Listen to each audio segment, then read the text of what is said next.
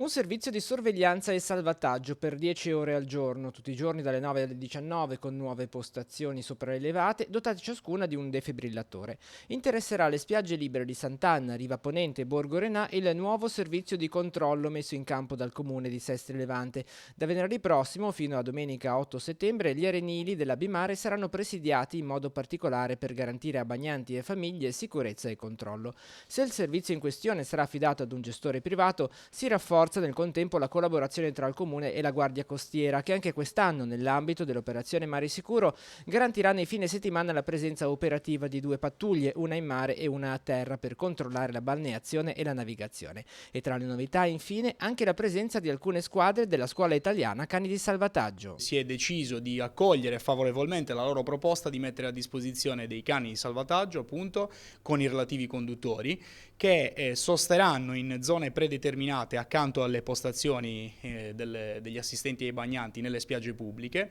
E la cosa fondamentale è che i relativi conduttori sono anch'essi abilitati all'assistenza ai bagnanti e in più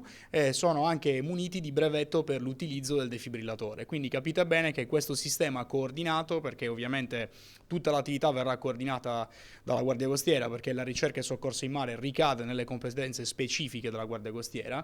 farà sì che nel momento in cui si dovessero verificare delle emergenze abbiamo delle ulteriori risorse da poter sfruttare per intervenire nella maniera più efficace e efficiente possibile. Lo sguardo però della Capitaneria sarà su tutto il Tigullio, in questo caso a Santa Margherita Ligure, che attività verrà messa in campo. Santa Margherita Ligure come circondario marittimo si estende da San Fruttuoso di Camogli, escluso, fino a Moneglia, per cui una realtà molto vasta, oltre 40 km di costa, sulla quale avremo delle pattuglie a terra che si occuperanno appunto di presidiare il litorale di giurisdizione, ma anche delle pattuglie a mare. Questo per poter agire in maniera coordinata tra loro e poter far sì che appunto tutti i turisti, i frequentatori in generale di queste bellissime coste lo possano fare in maniera serena.